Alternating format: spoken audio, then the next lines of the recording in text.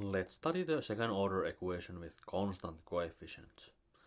So here is our equation. It is of second order and here are the coefficients, which are some constants.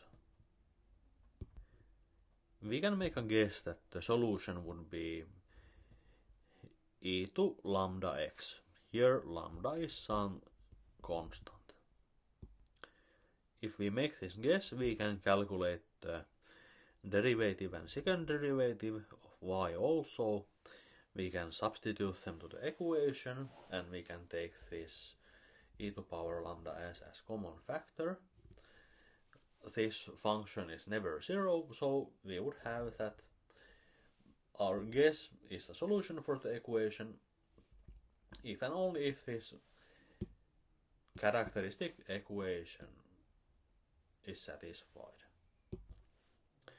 So the first thing is to solve the characteristic equation. And what can happen?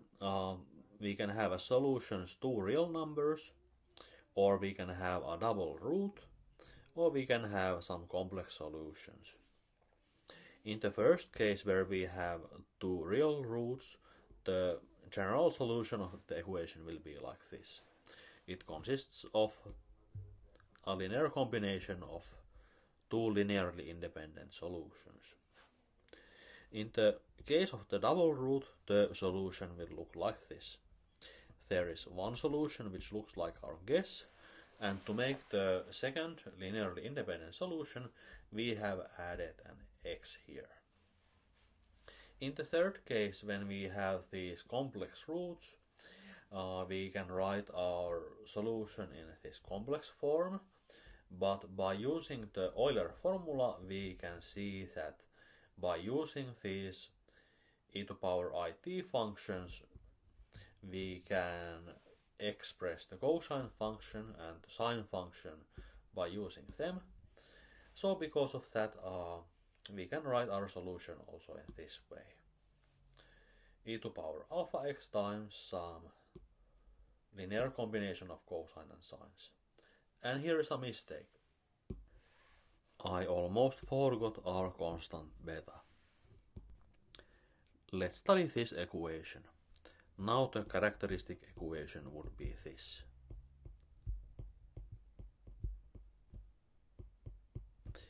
What values for lambda we will get?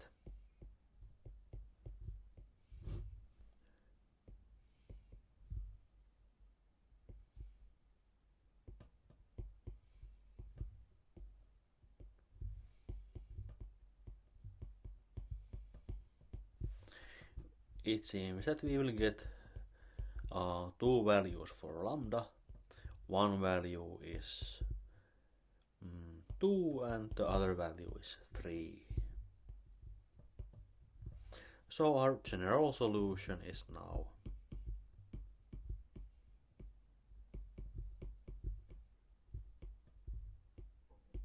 like this. Let's study this equation. Now the characteristic equation would be this. And what values for lambda we will get?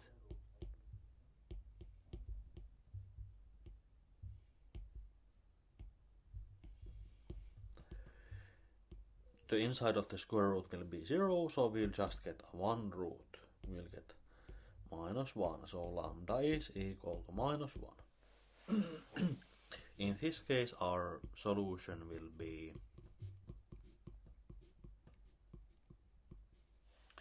lambda is -1, and then the second term looks almost the same, but here we will put another x.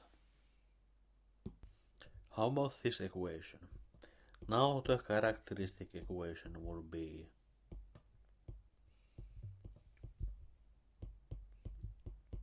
this. So the values of lambda will be square root of 3 to power 2 is 3, and then we have -4.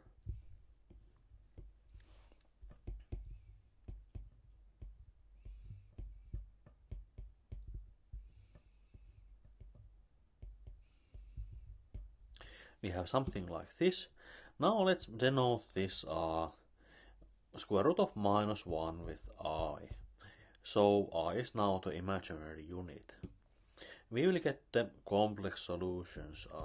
Lambda 1 is, here is the real part, and then there is the imaginary part,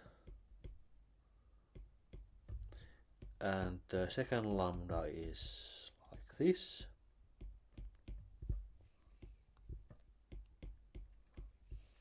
Like this. Here is our general solution. We have just picked up this real part of the lambdas and put it here. There seems to be a mistake there, we forgot the x. And then the imaginary part we have put here.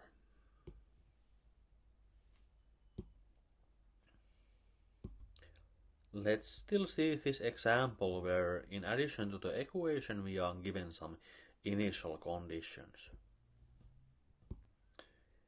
So we can think that x equal to 0 is the starting point of this function y, and in this point we are given the value of y and the value of y's derivative. After finding the general solution, we can then try to find out what are these constants. So now we know that y at 0, well, that will be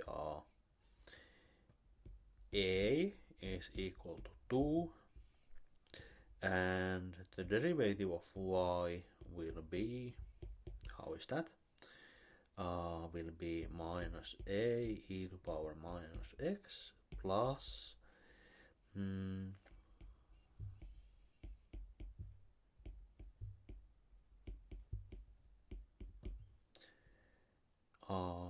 almost correct, except here is the minus sign. So here is the derivative of y, and we should have that the derivative of y should be at 0. Let's see what it is. It's minus a plus b. It should be 3. So b is 3 plus a. That is 5. So we found the values of a and b. So what is our solution? The solution satisfying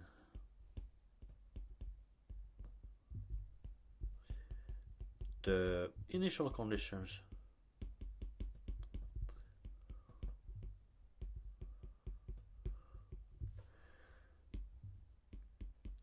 let's see.